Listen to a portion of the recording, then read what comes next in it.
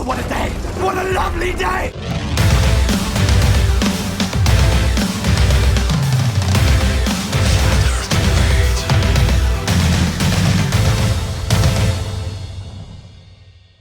Welcome to Flat Earth Debate Live. I'm your host Nathan Oakley, and if you are new to this channel, or you've not done so already, how dare you, then be sure to subscribe and hit the bell notification icon to keep up to date with the Flat Earth Debate. If you'd like to join the community debate, then go to nathanoakley.com and check out the Flat Earth Debate forum. If you'd like to support the channel, there is a super chat that runs alongside each of these shows while they are live. There's also a PayPal, Patreon and crypto link in the info box below the video. Most importantly, if you'd like to join the discussion on either Hangouts or Discord, simply mute the page you are currently watching, then click the link in the info box below this video to join the panel and express your views on the shape of the Earth. If you do join, please don't swear. If you do, you'll be ejected, and if you are, please don't try to rejoin the stream using sock accounts. You'll be warmly welcome back on the next stream. Please also share the show on social media. Sharing the show obviously increases the live audience, but this in turn increases the chances of a more diverse panel, so please share the show. And one last time, if you're new to the channel, or you've not done so already, then be sure to subscribe and hit the bell notification icon to keep up to date with the Flat Earth Debate. Now, we are joined by 10th Man, Sleeping Warrior, The Plain Truth, Paul, and Flatzoid. Very good to have you all. Hello, Watto. Hello. Any signs of Earth curvature? Nada. Just a little bit of fuzzy obstruction at the horizon that could be anything. Go on, Flatzoid. What did you say? Definitely not. Any signs of axial rotation of the Earth-based variety? Nope, sorry, that was me. Nope. Well, I'm not dizzy. Any evidence of... Hey, Chocolate saying, how you doing? Good morning. Good morning, good to have you. Any evidence of the distance to the sun? Nope. No measurable distance? No measurable distance to the sun. However, you can act as if there were one. That's excellent. Good to know. Any scientific evidence of gravity? Scientific evidence of what? Gravity, Travis. Scientific evidence thereof. Nary a bit. Nary a bit. I like that, Trav. Nice. Any evidence of a self-perpetuating molten iron core at the centre of a presupposed spherical Earth? No. Nope, too much presupposing. Any evidence of the R value, Earth radius? R. Nope. Nada. Nope. Any evidence that you can have gas pressure, same as we breathe, without the necessary antecedent of a container to press upon? For all those fundamentalist zealots who believe in the sky vacuum, otherwise known as outer space. No. No. Impossible. Do you think the Globers understand what a container is? No, I don't. I know they don't, because they present Because they're containers always- with holes in Yeah, and say they're always- not containers. Yeah, they're always asserting there has to be a lid for a container.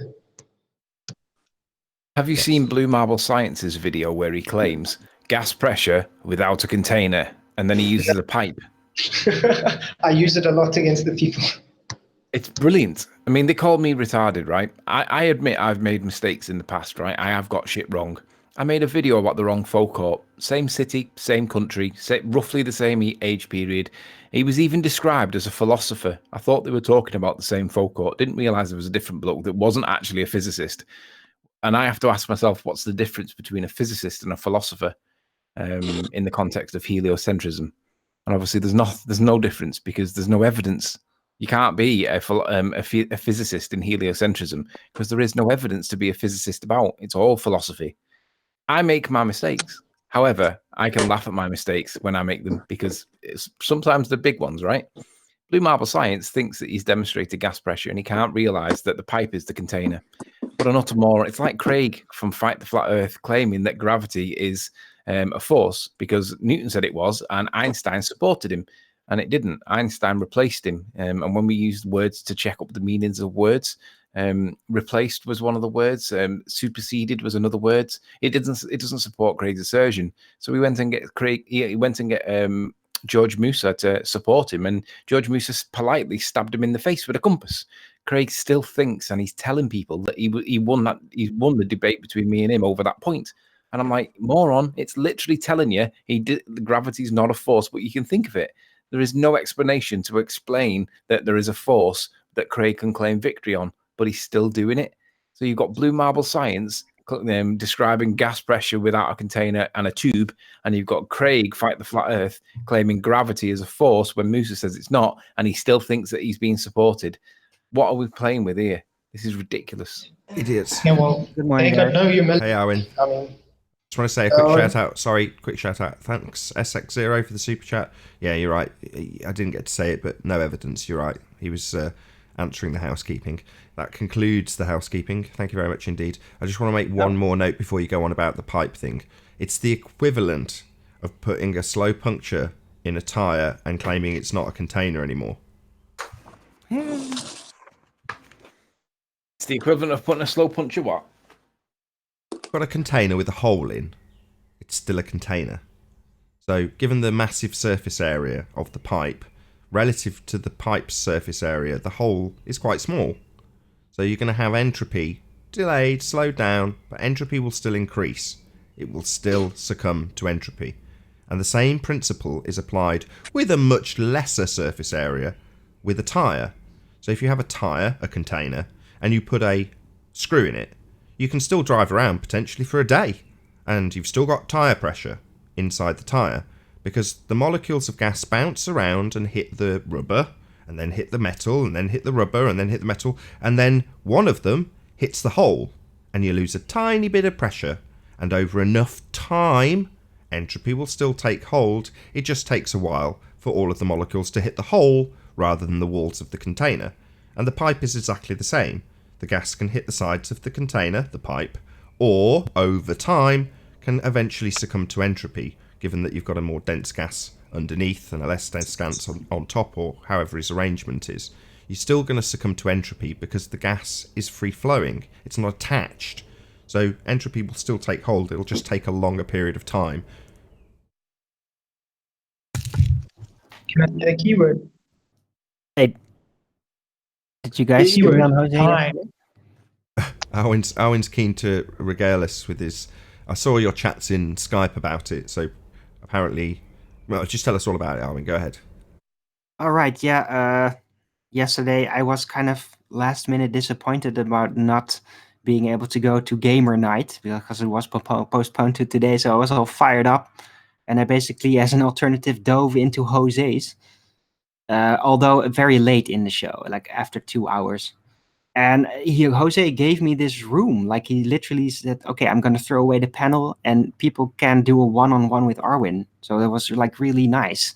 And first Brenda, and it was exactly how Brenda does things. It ended up pretty much yelling at her as expected. But after that, Rumpus, and he tried to trick me in the belief that relative density is incomplete, basically, by withholding the information of the antecedent of orientation, because that's something I figured out thanks to that. Like, yeah, when you do a physical experiment, like, in the world, you have to have that orientation in order to predict what's going to happen, because it matters.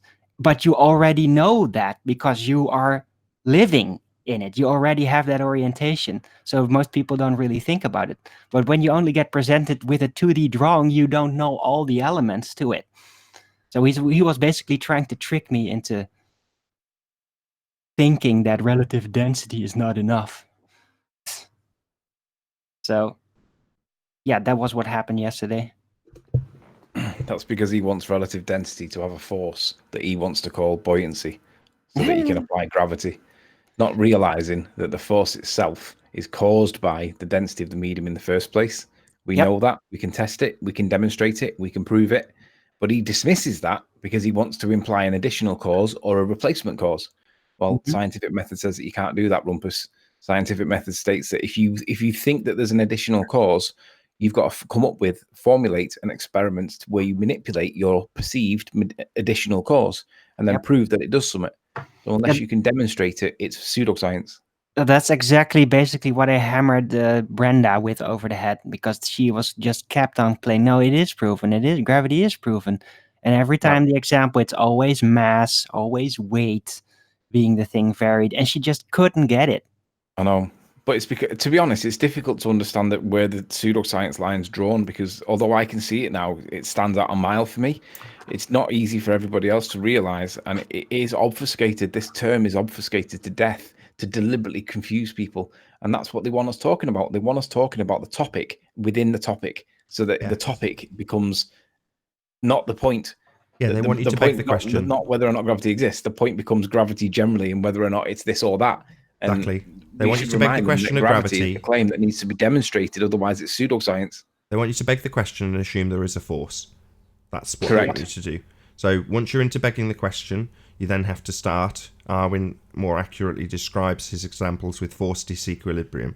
In other words, it doesn't start in equilibrium, it starts in disequilibrium to whatever tune. And then you can call it buoyancy if you forced it down, you can call it gravity if you've pulled it up, and you've got this disequilibrium force that needs accounting for. Generally speaking, someone will have come along and forced it out of equilibrium in the first instance, although there are some exceptions, but there's always something that precedes it that's taken it into that position. For example, a tree growing. Anyway, the point is that in this example, they want you to beg the question. Now, my ray of hope in this regard is we've seen this pan out before with the Coriolis effect. We're now seeing the tail end of it. People are starting to understand how simple the Coriolis effect, which is real, is, and how it does not apply on Earth, how we don't have two separate reference frame, how half the globers will argue that we only have one single reference frame anyway. Oh, the Earth is attached to the atmosphere, physically impossible with all the different directions of winds, but nevertheless, that's what they'll argue. Well, you can immediately go, no Coriolis effect then. Can I comment to that? Well, you can. I'm just saying, my example is that 12 months ago, or even going back further, 2.5 years ago, when it was Brian Mullen, the people being kicked out of their this community, or leaving the community on account of the fact of the amount of hassle they had over just highlighting that Coriolis is nonsense. You zip forward 2.5 years, and we're at the position now where I would hope, most of the audience at least appreciate that there is no Coriolis effect on Earth. Coriolis effect is real, it requires two reference frames, and Earth simply doesn't meet that requirement. It doesn't have two reference frames, and a lot of the globers will argue it doesn't have two reference frames to justify the Coriolis effect. That's how high the level of doublespeak is with that subject. My point being that gravity... That's exactly where I wanted to respond. My point being that gravity is the same. We're just a bit further back in the conversation because it's a better form of brainwashing for some reason. I don't know why. Well, maybe we'll figure that out along the road as well. But we all get it. Doesn't mean, there's not going to require the same 10 times having the arguments and winning with gravity as we did with the Coriolis effect. Sorry, that's the end of my point, Armin. Go ahead. Right. So basically, there are not two reference frames on the Earth, but you can act as if there were. You interrupted my point for a joke. Then again, I don't mind. It's just a Georgie joke. So I'll let you off. But it's kind of applied, doesn't it? That's what they do. Like, yeah, it doesn't, but it's still there. So there's no two reference frame, but there's still the Coriolis effect. So you can there is no two reference frame, but you can act as if there were. That's kind of what they're doing, really. And Nathan, Can we say? Well, the reason that the gravity is a better form of brainwashing is because everyone thinks you just have to drop a pen and you prove it. And that's it. You drop something and it falls to the ground, and there you go, gravity. That's why it's the brainwashing that worked so well. Nathan. At the 14-minute mark or so, Musser played his hand and said that the concept. He said that the workings of gravity you shouldn't use as force concepts, but the effects of gravity you could use as force concepts. Now, if you think about concepts or conceptual thinking, I got two illustrations that will show you what they are saying. One is a tug of war, where you got 5 guys on one side, 5 guys on the other side. And what he's trying to tell us is that they're playing tug of war, but no rope. no. Hey, I roll. got it. The Hold on, second before you one- do, Paul. Got something. Hold on.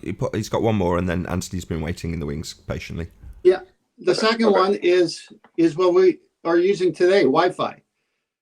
Here I am in America, California, and some of you guys are in the UK and other places, and we're using Wi-Fi. But what he's saying is that no, there's no Wi-Fi. It's just a concept. There's nothing in between. There is no force. There's no wave. There's no connection. Just magic. Yeah, it's magical. That's why he resorted to magical. I mean, he's dead the minute he called it a concept. I'm done. Yeah, spot on. Sleeping Warrior, I've got you presented if you want to wait for full screen.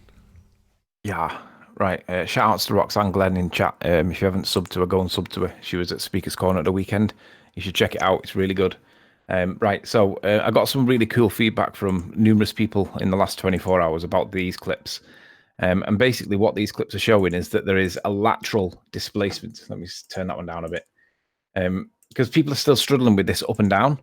And this is like this one's hot water and cold water, apparently. The solution is the same density other than the temperature. And this is literally displacing laterally because the temperature change. The warmer water is less dense. The colder water is more dense.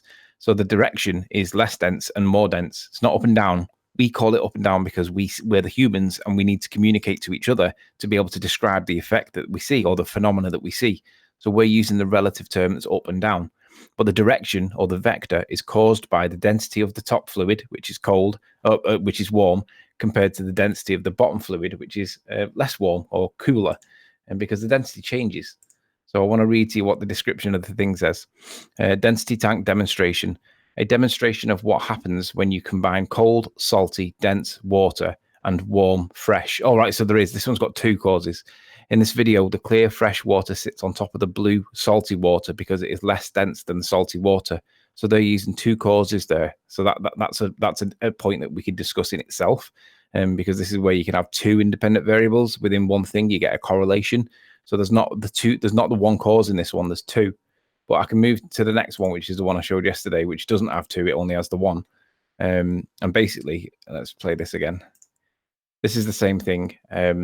We don't need to be describing these things as anything other than more dense and less dense. When we apply up and down, we are using that term to describe it to other humans because the humans use the term up and down. But it doesn't mean that up and down is the cause or the effect in this. We're using it as a descriptive term. What's really causing the variation? Orientation. Yeah, it's an orientation. What's really causing the effect that we see, the observed phenomena, is the density of the two solutions in question, and one displaces the other naturally for whatever reason, but we know that it is caused by the density of the liquids relative to each other. So it's right to say that density is not a cause in itself, but when you have two of them next to each other, a vector is created, and where you have disequilibrium, you have separation. Always. That's what happens, unless it's physical objects that can't move. So this is, again, showing a lateral displacement. There's no up and down. This is balancing things out. So in the context of up and down, we're not seeing that. We're seeing lateral displacement, and we can see that the effect is caused by the density of the solution. In this one instance, does it give a description? No, it doesn't on this one. So let's pause that one, and I'll go to the third one. And this is the best one in my eyes. Let's move it to about there. So this is the hot water, cold water one. The cold water is the blue.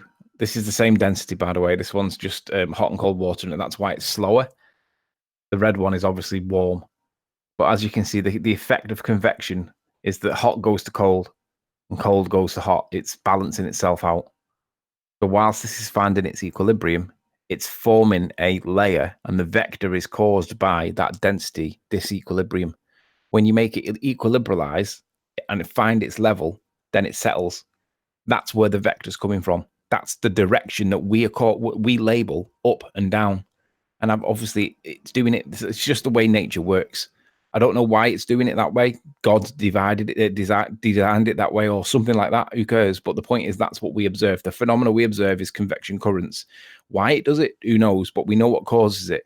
It is the density, and the vector comes from the fact that we have a displacement between these two things that are relative to each other. So yesterday, I had really good feedback by people who said that basically this was really cool because it shows that it isn't up and down, it's left and right as well. And obviously that our atmosphere is layered. So because our atmosphere is layered, and we know that we've got a dynamic system that is being mixed up by weather, sun, all the convection currents caused by the heating and cooling, that's what's mixing it all up. But if it was left in a state where nothing was moving, it would all level itself out and you would have layers. But the sun has to mix it all up for us to be able to breathe it properly. And that's what we're seeing. Right. So the lateral movement is basically also a turbulence effect. It's because of liquid dynamics. Yeah. Fluid dynamics. It is displaced laterally. That is what it comes down to. Yeah. So it didn't go up and down. In the It went left and displacement, right. there is a turbulence effect, making it more more twirly, more round in its movement at first hand. That's the turbulence, but it is all moving laterally. Yeah. Just a quick hello. Here's a Sorry thought. to interrupt. Sorry, we've got someone in our Discord server. Right hand, hey, can you hear us? Might not be. Yeah, what up? Good to have you. Thanks, man. I'm trying to get the point across that, like, you guys are in the same boat ballers are when you start talking about relative density, because it's not a force either. And if you push a rubber ball to the bottom of water, there is a force that pushes it back up. So it's not gravity and it's not relative density. So when we mock George Muser for saying gravity is not a force, ha, ha, ha, what's pushing the ball to the surface of the water? It's the same thing when you say relative density. So it's the pressure differential between the object and the medium that, like, this needs to be getting across, because everybody keeps saying, even Sleepaway just now says, we don't know why it does it. We don't, no, it's the pressure differential between the medium and the object. Right, well said. That brings up the point I was thinking of. I just want to get one more in before you do, Paul. So when you say the cause is relative density, well, no, that's the effect. So to say it's the cause is kind of circular reasoning, but correct. Exactly. Right, the hand. Thank you for Right, that. but I would like to be the devil's advocate for a moment, and that pressure differential, of course, the gravity believers will assume that is caused by gravity because it fits. Hey, Dawn, can you hear us? But yeah. Hello, Dawn, can you hear us? Sound, my friend, no sound. Come on, Don, you're going to get kicked if you don't.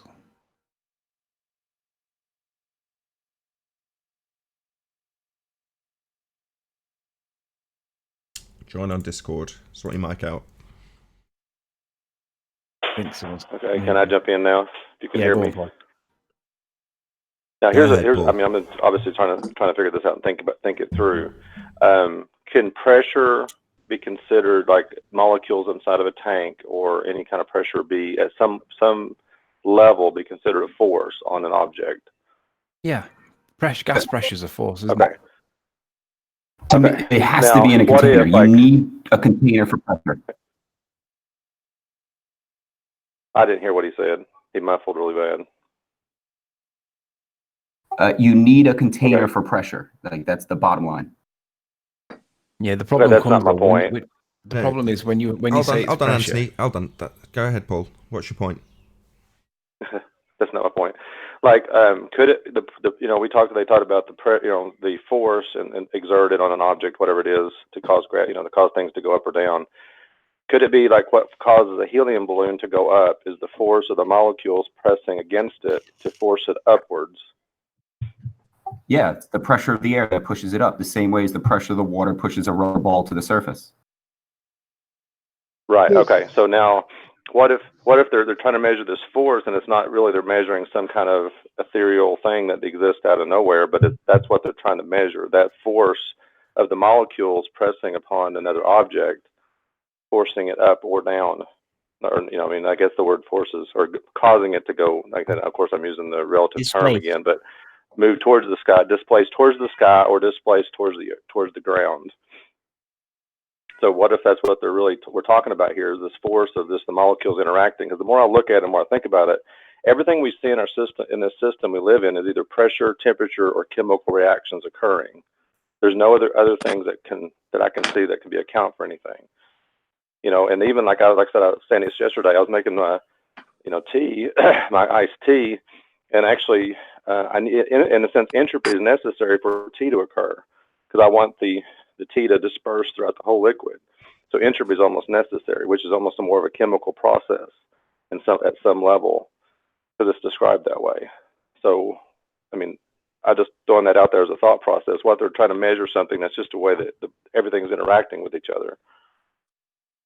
Yeah, You understand? entropy also affects the dilution effect, the natural tendencies And of compatible substances to want to mix in with one another if they're compatible.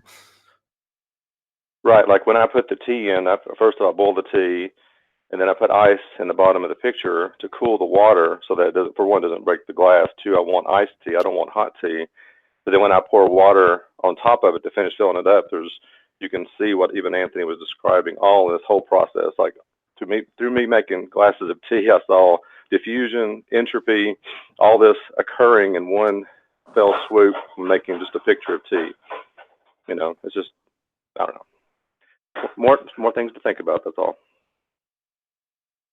Yeah, I was trying to explain it. You know, if you have a balloon or even a packet of crisps, you go at low pressure altitude. You see it expands. You need a better mic, man. Yeah, I didn't hear a word you said.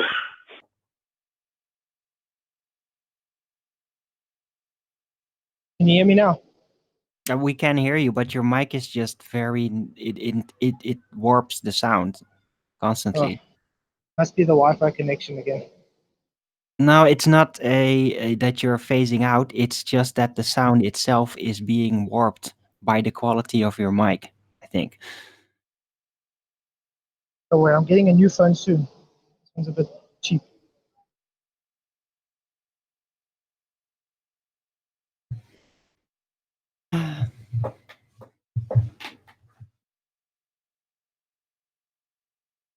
Well, that killed the mood. Yeah, sorry. I feel like I did it. Don't feel bad. I think I did it.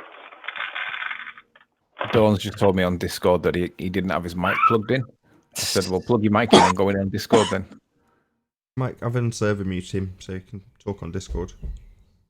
So, Anthony, the example you showed with a container of warm water, cold water, red dye, blue dye, this reminds me a little bit about past shows when, someone says, well, what caused the ball to drop? And then Nathan would say, well, did you pick it up? Yeah. Did you take it up 10 feet? Yeah. Did you let it go? Yeah. Well, you caused the ball to drop. So when you look at that video that you showed, there was a barrier.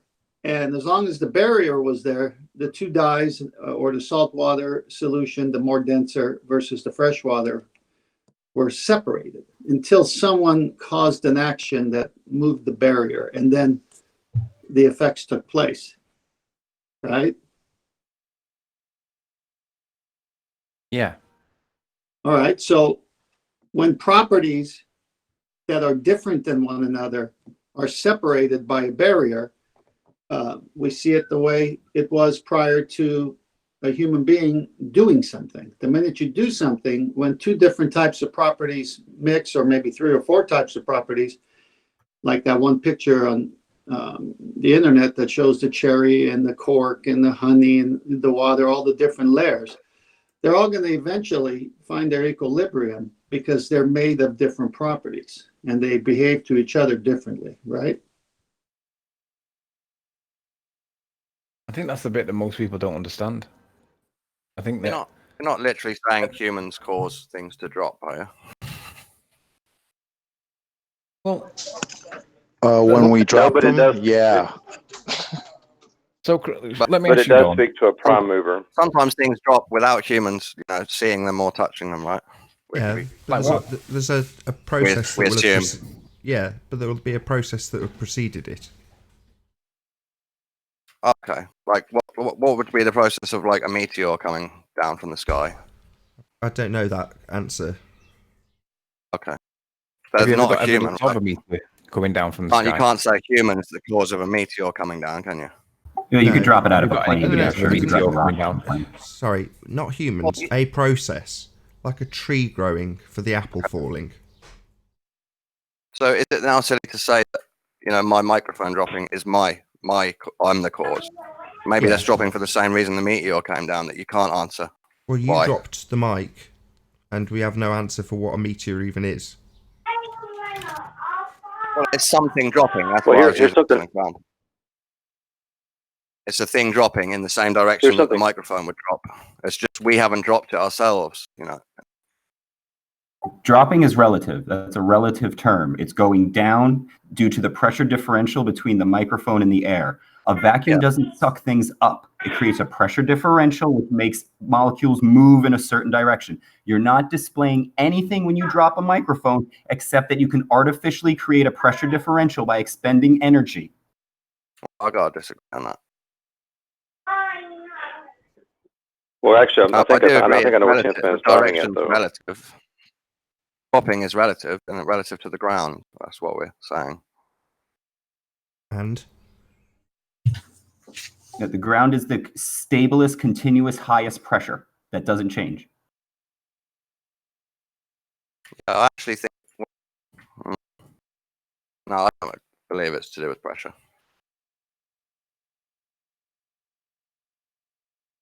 You can stand on Here's the top thing. of I a think what rock Tin Man is driving at. pressure.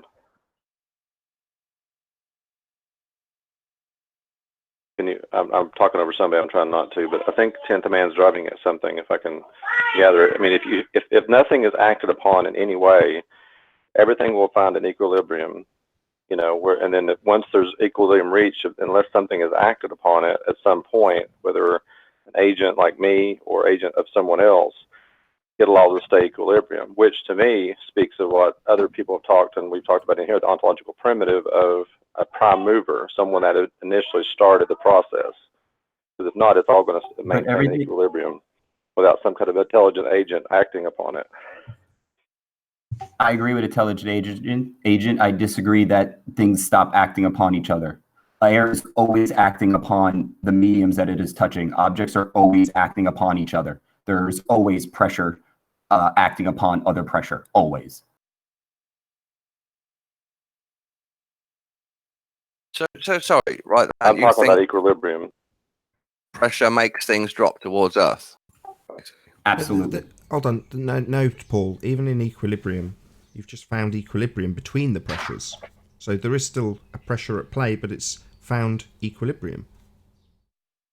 Yeah, it's the differential. Yeah, my fault. It's the differential in pressure that creates movement and vector. Right. Exactly. So up will always be going to a lower pressure. Down will always be going into a higher pressure. Always. It doesn't matter which direction, because direction is meaningless. It's the pressure direction. Why do we have a higher pressure next to the ground then? Yeah, that just means you have a higher pressure. Yeah, but why? In your explanation, why is it higher pressure near the ground? I've gone over this with you 10 times. I'll do it again. Because air and water are both fluids, and when you stack fluids in a container, their weight, aka their pressure, starts building up. Presupposing the container. You need a container for pressure. Well, we disagree on that. What? Great sky container's never been found. What the fuck? We disagree on the necessary antecedent. Show me a single example beyond your fundamentalist belief in a sky vacuum where you don't need a container. Go. Well, I haven't got an example on Earth for you.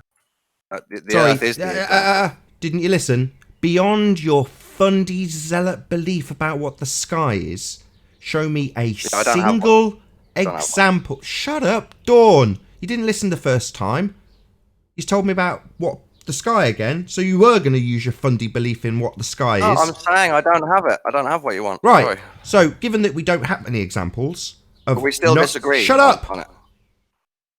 Given that we don't have a single example of a container less pressure, then we will assume, as we correctly state, that the necessary antecedent is, as stated, a container, and without the container there can be no pressure. Despite your fundy belief that you seem to disagree about this, that's because you're retarded.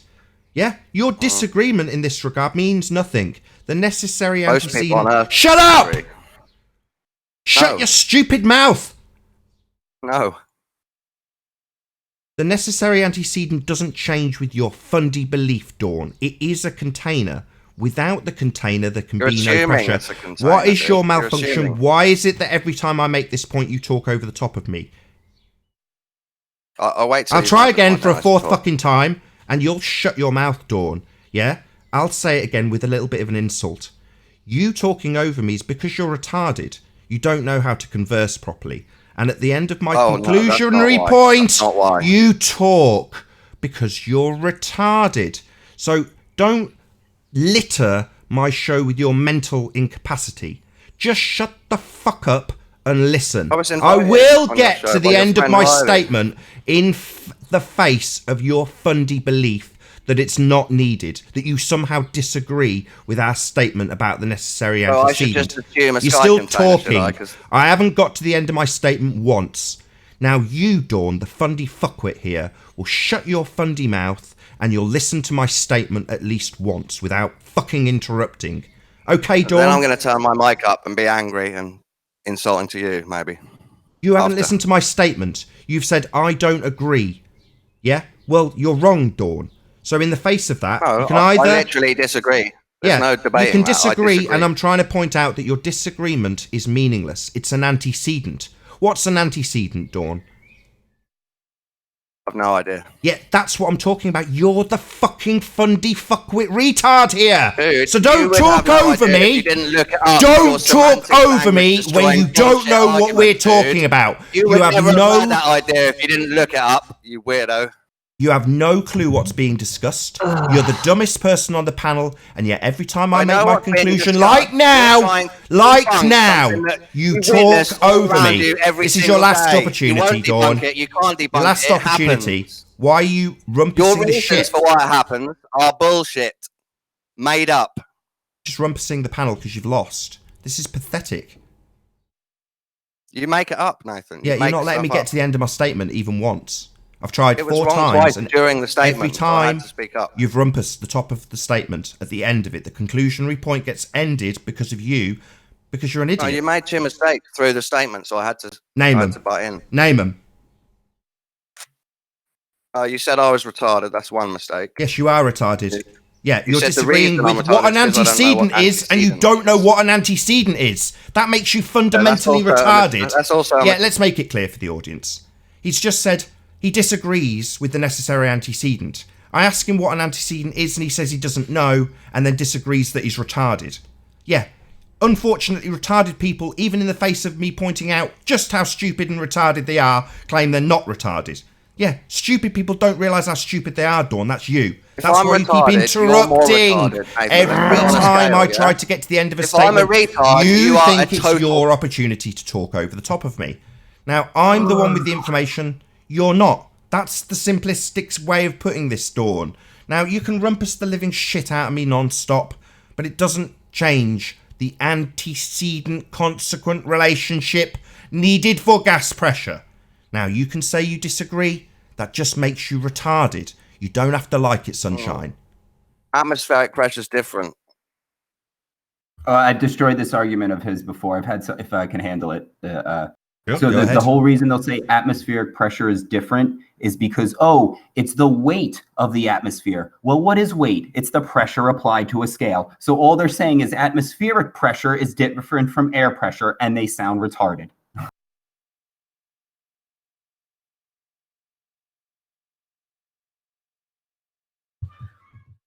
Wait, atmospheric pressure is different from air pressure? Yeah, they attribute Doesn't it weight. atmosphere mean air? They attribute it weight. I didn't know that. That's how I was going to argue that, actually. Well saved. Yeah, so they just assign G, as always, right? Yeah, they just say it's the weight. They just, oh, it's the weight of the air that keeps it down. Weight of air is pressure. That's the pressure. So you're just saying the pressure of the air keeps the pressure in the pressure. What? Huh?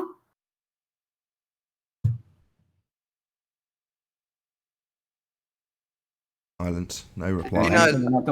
Did you know that Riley tried to argue animals don't know what up and down is? Sorry, Dawn. He's just absolutely spanked your ass, and you're moving on. Why do you have to be such a globehead? You're going to respond to him. You wouldn't let me even get my statement out. He's got his statement out, and it was met with silence. Now you're changing the subject. What's your problem? Okay, I didn't mean to, and I kind of lost the topic because you were shouting at me. I kind of... There was a great long pause. then write the hand. You triggered me to and shout now he's back, and talking then I over me drifted again. away. I'm An sorry. asshole. Now he's talking over me again. I'm trying to. You just said you didn't listen. Now I'm reiterating what's happened, and undoubtedly before the end of this sentence you'll start talking. So he has pointed out that your bonehead belief attributes G by calling it weight. Now, you've not listened to it. I've now said it twice. Are you going to talk about Anthony or address what Right the Hand's actually said? Okay, sorry. I apologise. I drifted. So, I guess my knowledge and belief in gravity doesn't go that far. It's just the word I use for the inherent direction that we observe. That's basically it. So you're just fundy. Here, Yeah, parroting faith. shit. I have faith that is the explanation that's closest. Yeah, to we know. I just what's said you're a happening. fundy with faith. We know. We don't need you here to parrot your fundy faith belief. So that's all you've got here is your faith. Piss off with your faith. Dawn, let me ask you a question. So what have you got? Are you the atheist here? Then? If I'm the faith, I've got the the faith, are you the second law of thermodynamics. That's what I've got. I've got a law of nature that backs when I say the sky is not a vacuum, space is fake, based on a law of nature. What have you got? I don't believe it. I knew he'd fucking interrupt. What have you got, Dawn? A denial of an antecedent consequent relationship. You don't even know the meaning of the words. You're a retard, Dawn. You've got nothing but faith. You've just told us. Yeah, faith is a good thing to have as a human. Hallelujah. Yeah, right. Very valuable. Piss off, Dawn. I've got a natural law. You've got faith. It depends what you put your faith in, Dawn. You've put your faith in mass orbiting mass in a vacuum, which is not a very solid foundation. Well, I just have faith in the general narrative of it. Which is mass orbiting mass in a vacuum. Yeah, I think that's true. I don't know, but I believe Does that make any sense? I Yes, 'cause we believe see in orbits. moons going around planets in the sky. Yeah, you We believe. see the moon going around us in the sky. No, you don't. We see ourselves rotating. Don't see it going around us. No, you don't, Dawn. You see it We going infer that we're around rotating in the from sky. You seeing don't the see sky it. rotate. Dawn, you don't see it going around you. You don't see it going antipodes. You don't see it underneath your own arse. You think you do. You think it goes underneath you. That's just your fantasist fundamentalist belief getting the better of you again. Dawn, Well, we can all I have ask you a beliefs question? and stuff. Dawn, Peanuts Clark in chat thinks that you're just trolling. You're not here because you genuinely believe the position, the statements that you're saying. Do you genuinely believe the position? Sorry, I'm interrupting again. I don't have a point. Right, I came because you invited me. I thought you were going to ask me a point or something, or I was just going to join in. I don't know. Well, I'd like to talk to you about gravity, but we get stuck on certain terms, and then you call me dishonest because I disagree with you, and I'm thinking it's If it helps, I don't mind substituting the word down for more dense, just for the discussion. If it helps, I'd rather call it down because that's the we word can for agree it. that more dense and less dense is the thing that separates the things that we're trying to mix together. If we can agree that more dense over less dense is that cause, then I don't mind you labeling it up and down because that's how we communicate. But if you're going to argue that there is a universal direction that is like pervading over us or that is up and down, I'm going to ask you to explain why, how. Yeah. Well, I believe it because I see it. I feel it on my body every day, all day. Honestly. You feel air pressure on your body, Dawn. No, it's not pressure from the air. It's something invisible that has an inherent direction dragging me downwards. Air is invisible. Well, but yeah, it's not air pressure. It's something else. How do you know? I don't know, I believe. So based on nothing, you're going to believe that it's gravity. Yeah, gravity is just the word I use for the phenomenon. What phenomenon? But I'm not going to argue what gravity is or anything.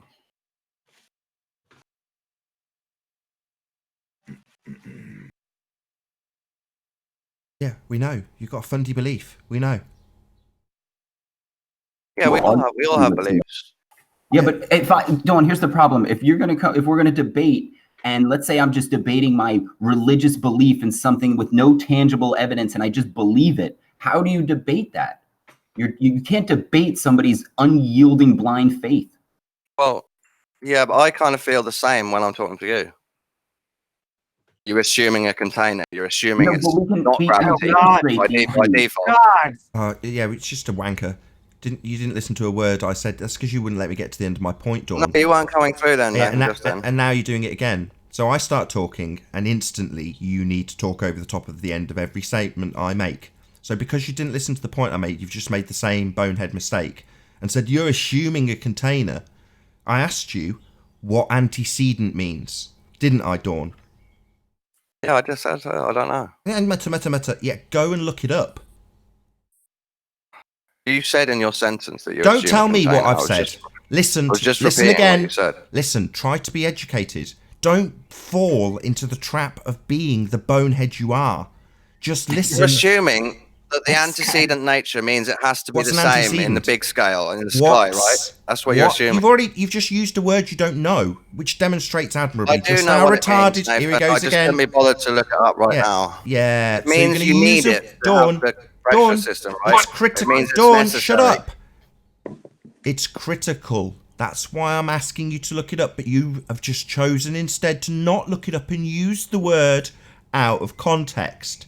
So Dawn, I'll try again, because he's got to talk over the top of me. I'll try once more. Go and look it up. I have before. It's not critical to atmospheric pressure, is it? What does it mean? Nowhere does it say we need a container to have atmospheric pressure. What's an antecedent, Dawn? Not for atmospheric pressure, it's not. That's what an antecedent is, bonehead. No, Dawn. No, Dawn. Don't keep talking.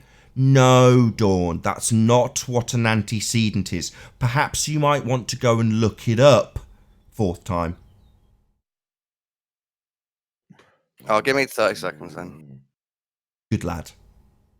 He changes air pressure to atmospheric pressure. That's the switcheroo. And then the switcheroo is that air pressure requires a container, but atmospheric pressure can be held down with the weight of. Should I Google, does the atmosphere need a container? Oh God, he's so retarded. He's that retarded. Get a pen. I'll say it a fifth time. Write it down. Google. And TC, he can't fucking help but talk while I tell him what to do. He came back for directions asking if he should Google search something totally different, didn't he? Didn't he, audience? Yeah, bonehead, that's right. Yeah, try and write this down this time. I'll try again. I'll try for a sixth time, but no, he'll interrupt. So I'll try again for a seventh time, Dawn, with pen in hand, paper at the ready. Google search the term antecedent. Go.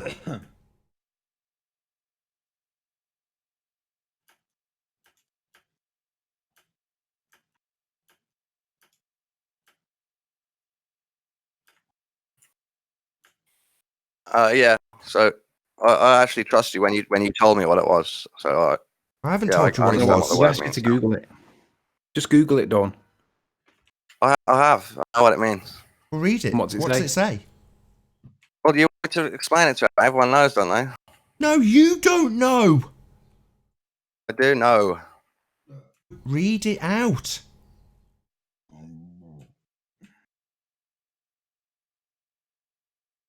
This is like pulling teeth.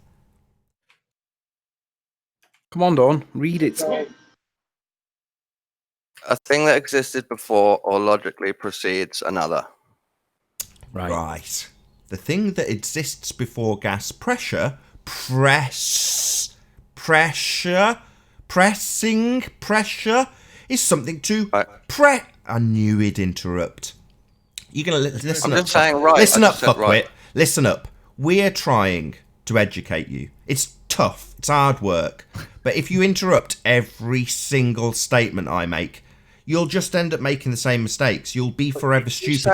I'll try again without the dumbest person here interrupting me.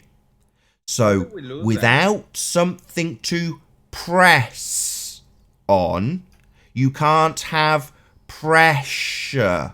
So, the antecedent is the thing you need to press on. Nice, we got a pick. Let's go. So can I argue that gravity makes the thing that is pressed on? No, because it doesn't even make sense. Acts as a container. So you think a pseudo force, not a force, acts as a container. Is that what you think? Oh, I said, can I argue that? What would you say? You can do whatever you like, but I'll pull my pants down and take a giant shit on that kind of nonsense, Dawn. Let's be honest.